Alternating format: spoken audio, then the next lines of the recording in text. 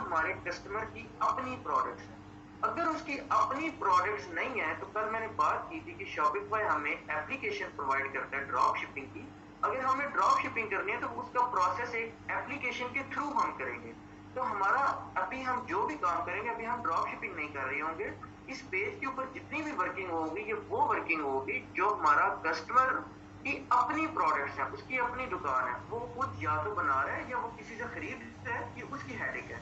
हमने जस्ट उसको यहाँ पे प्रोडक्ट्स ऐड करके देनी है।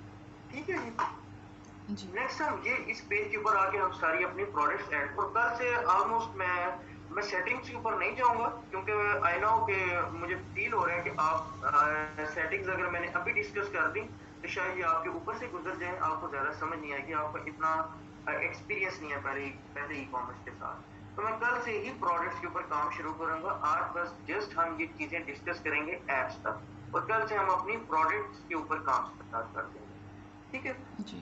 ठीक और है। प्रोडक्ट के बाद हमारे पास सेकंड ऑप्शन आता है इन्वेंट्री का। आपको नाम से जाहिर हो रहा है कि अब डेफिनेटली अगर मेरा कोई कस्टमर है, उसके पास मैं बिस्किट्स की एग्जांपल ले लेता हूँ, वो बिस्किट्स का बिजनेस स्टार्ट करना चाह रहा है। तो जब बिस्किट्स का बिजनेस स्टार्ट करना चाह रहा है, तो डेफिनेटली मैं उससे पूछूंगा कि आपके पास बिस्किट्स के पैकेट कितने हैं, इसका बेनिफिट क्या है, इसका ड्रॉबैक क्या है, मैं दोनों चीजें आपको बताता हूँ। नेक्स्ट है कि आप किसी मार्ट के ऊपर जाते हैं, तो आपको एक ऑर्डर के ऊपर 10 बिस्किट्स नजर आएंगे। जैसे ही वो 10 बिस्किट्स खत्म होंगे, वो आइटम आउट ऑफ स्टॉक हो जाएगी, आप वो प्रोडक्ट वहां से खरीद नहीं सकते।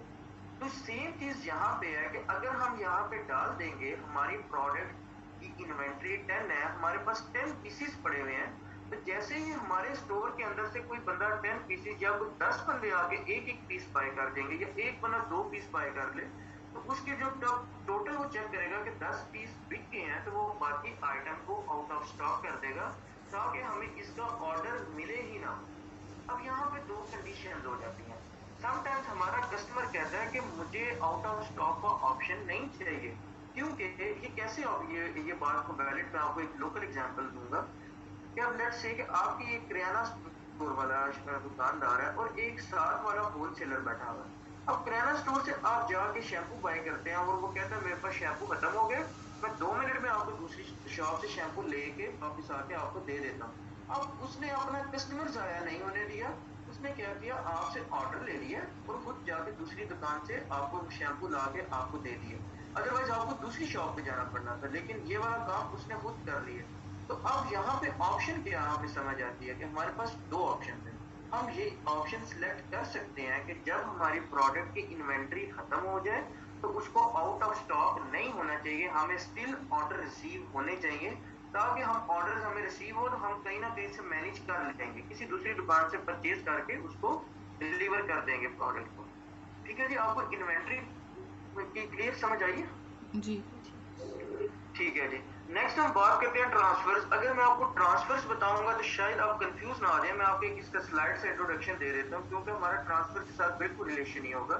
ट्रांसफर्स ऐसे ही है कि लेट्स से कि आप बात करें कि आपकी एक शॉप है, उस शॉप के अंदर जितनी भी प्रोडक्ट्स पड़ी हुई हैं वो सामने डिस्प्ले में लगी हुई हैं। अब आप कहते हैं कि मैंने एक गोदाम में आधे डब्बे मैंने गोदाम पे रखे हुए हैं, बाकी मैंने अपनी शॉप पे डिस्प्ले कर दी।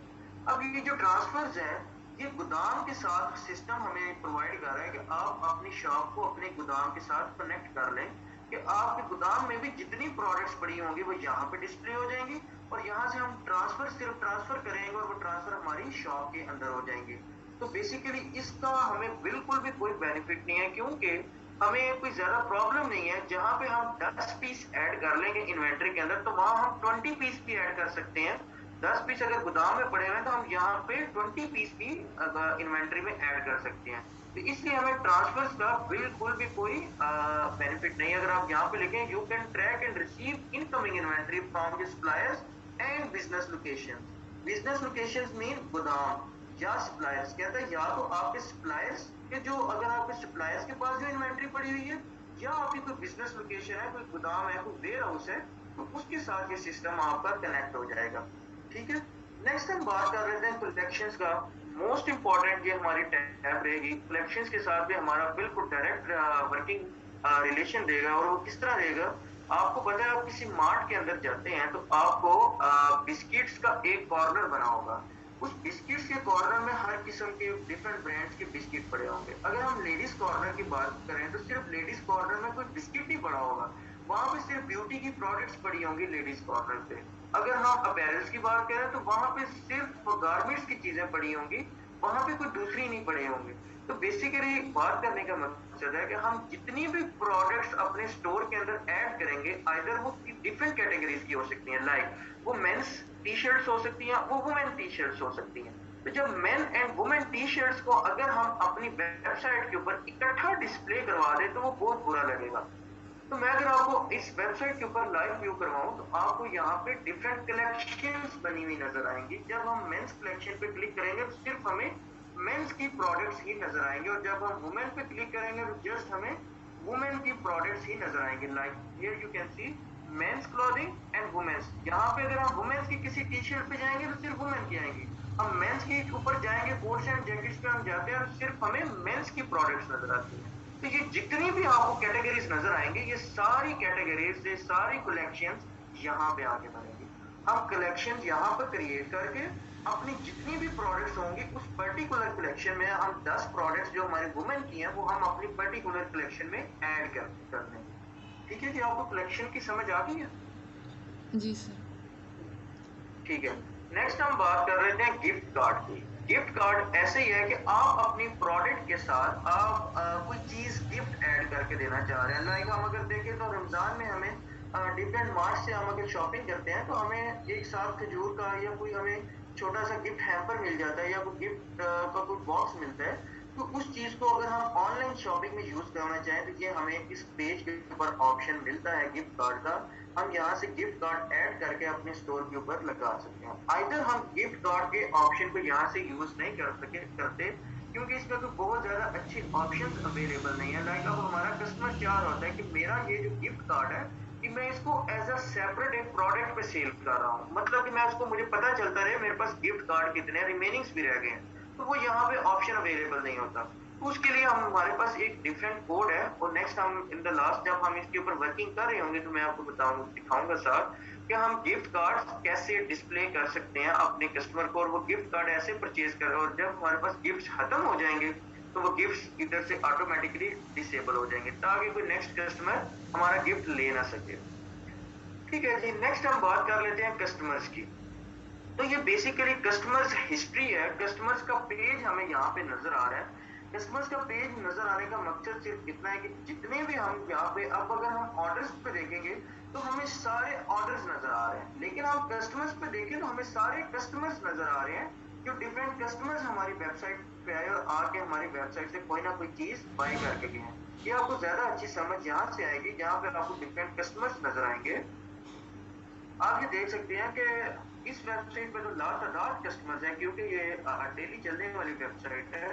तो आप ये देख सकते हैं कि जितने कस्टमर्स की हिस्ट्री है वो हमें यहाँ नजर आ रही है। इस कस्टमर ने एक प्रोडक्ट बाय की है, इसने 3 प्रोडक्ट्स बाय किए हैं, अगेन इसने एक, इसका 0 ऑर्डर है। ये जितने भी आपको 0 ऑर्डर्स नजर आ रहे हैं ना, ये जितने 0 ऑर्डर्स वाले हैं ये अबंडेंट चेकआउट वाले कस्टमर्स हैं। इन्होंने ऑर्डर प्लेस करने की कोशिश तो की लेकिन इनसे ऑर्डर प्लेस हुआ नहीं, इस वजह से इनके 0 ऑर्डर्स आ रहे हैं। ये बिल्कुल इस साइड के इन्होंने कोई चीज परचेज नहीं की। तो अगर हम किसी भी कस्टमर को ओपन करके उसकी हिस्ट्री या उसका कंप्लीट डाटा, उसने कितना अगर हमें सेल करवाई, उसकी एवरेज ऑर्डर वैल्यू क्या थी, ऑलमोस्ट उसका जो लास्ट ऑर्डर है वो कब था, तो उसकी कंप्लीट एक हिस्ट्री मिलती है हमें, कंप्लीट अपने कस्टमर्स का यहाँ से डाटा मिलता है। अब अगेन इसका क्या फायदा है, अगेन हम आपको यहाँ पे ईमेल सेगमेंट नजर आ रहा होगा, और ऐड कस्टमर और इन चीजों को छोड़ दें, हमारा ईमेल सेगमेंट पे हम फोकस करते हैं।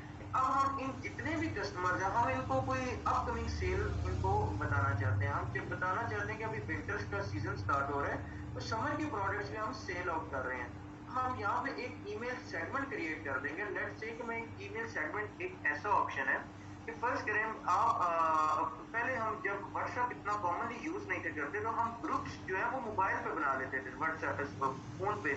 या अगर हम व्हाट्सएप की एग्जांपल ले रहे हैं तो हम जिस तरह का ग्रुप बनाते हैं, ये बेसिकली ग्रुप को सेगमेंट कह रहे हैं। तो हम सेगमेंट यहाँ पे क्रिएट कर सकते हैं कि ऐसे कस्टमर जिन्होंने हमारे स्टोर के अंदर से कोई चीज बाय की हुई है, हम उनको नेक्स्ट कूपन कोड ऑफर करते हैं कि वो समर की प्रोडक्ट पे हमने फ्री ऑप्शन लगाया हुआ है और वो आके हमारे प्रोडक्ट्स को वो कूपन कोड अप्लाई करे और वो आके प्रोडक्ट्स बाय करके जाएं। अब ये ऐसे ही सेल है जैसे अब 10% हम सेल लगा सकते हैं, 20% और सेल वाला ऑप्शन आ भी रहा है, हम उसमें इसको मजीद डिस्कस करेंगे। तो हम इनको कूपन कोड्स के जरिए ये सेल्स ऑफर कर सकते हैं और जो भी अगर हम प्रमोशनल मैसेज उनको करना चाहें तो हम ईमेल सेगमेंट से आके उनको करेंगे। अगेन हमारा इस ऑप्शन से भी बिल्कुल लिंक नहीं होगा क्योंकि कस्टमर्स हमारा नहीं है, ये हमारे क्लाइंट का कस्टमर्स है, तो ये उसी का काम है, ये हमारा काम नहीं है। नेक्स्ट आ जाता है एनालिटिक्स। एनालिटिक्स में आप स्टैटिस्टिकल व्यू मिलता है। स्टैटिस्टिकल व्यू मतलब कि आपके स्टोर की कितनी सेल्स हुई, जो भी मैंने ये ऊपर फिल्टर लगाया हुआ, मैंने ऊपर फिल्टर लगाया हुआ 1 मई टू 5 जून 2022। तो 1 मई टू 5 जून 2022 में आपको ये जितने भी आप सेलिंग हमारी हुई है, ये 12,000 पाउंड्स की सेलिंग हुई है, 12,580 पाउंड्स की। तो मुझे बता रहा है कि 2446 दफा 2446 दफा आपकी वेबसाइट को ओपन किया गया और उसकी टोटल जो सेल हुई है वो इतनी सेल हुई है। अब रिटर्निंग कस्टमर का रेट का मतलब है कि ऐसे कस्टमर जो एक दफा आपके प्रोडक्ट खरीद के गए हैं वो वापस आके उन्होंने दोबारा बाय की, और ऐसे जो कस्टमर्स की तादाद है वो ऑलमोस्ट 16% है। आपको पता है किसी भी बिजनेस का जो ग्रोथ रेट है वो उसके रिटर्निंग कस्टमर से हमें पता चलता है। रिटर्निंग कस्टमर से हमें इसलिए पता चलता है कि हमें पता चलता है कि एक कस्टमर अगर हमारी शॉप से प्रोडक्ट बाय करके चला गया तो अगर तो उसको अच्छी प्रोडक्ट मिली है, अच्छी सर्विस मिली है तो वो दोबारा आएगा, अदरवाइज वो नहीं आएगा। तो इससे हमें पता चलता है कि हमारी प्रोडक्ट या हमारी वेबसाइट से हमारे कस्टमर खुश हैं या नहीं खुश हैं। तो रिटर्निंग कस्टमर रेट इस चीज को डिस्प्ले कर रहा है। अगेन यहाँ पे डिपेंड अदर स्टेटिस्टिक्स व्यू है, कितने ऑर्डर्स मुझे रिसीव हुए, उन ऑर्डर्स की एवरेज वैल्यू क्या थी, ऑलमोस्ट 1048 पाउंड एक एवरेज वैल्यू थी।